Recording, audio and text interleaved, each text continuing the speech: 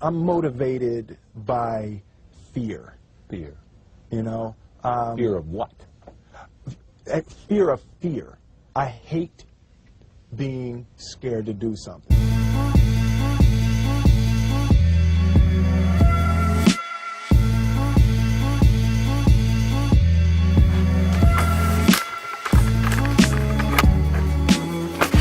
It's Thursday, showered, clean, shaved. We're on the move. It's Friday, baby. 4.17 kilometers, 19.55 minutes. Nearly didn't run either.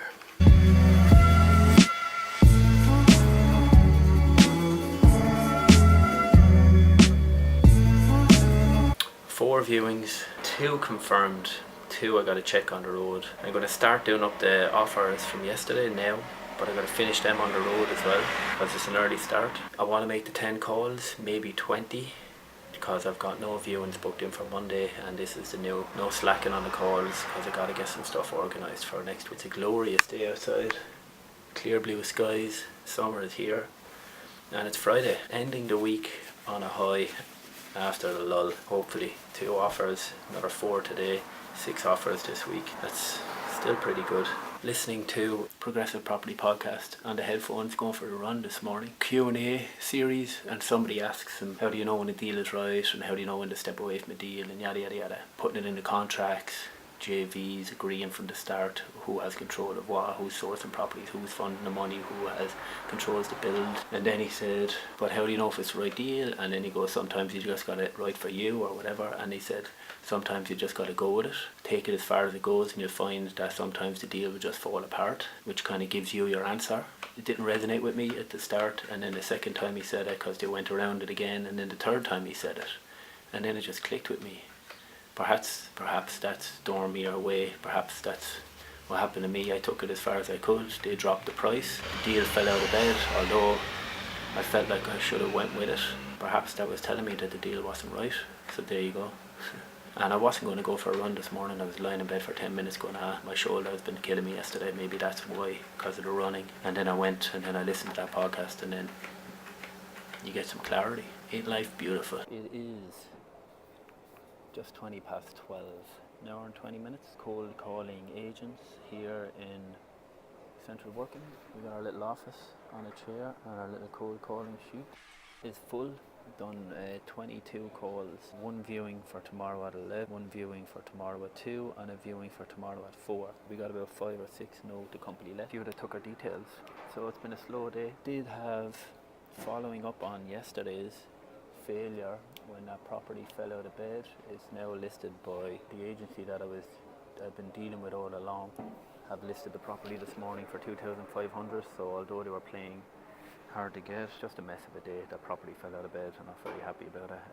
I felt like I should have perhaps took it, even though running the numbers at the new asking price, it was a bad deal for me, and it was kind of stretched anyway, as I said, but whatever, it's done and dusted now. I stuck to my guns, and I wasn't being bullied into it, but I suppose the agent was just disappointed it didn't go through as well. That's the closest I've gotten. Obviously then last night I had a discussion with my housemate about maybe looking for part-time work, back to square one, and this week is going slow. I literally then this morning, my housemate messaged me saying that the company he works with might have part-time work for managers, and half an hour later my old boss messaged me sending me an offer for work for a 12-week job to do in central London here. I feel like maybe the powers that be are looking for me to go back to work. Dum dum dum.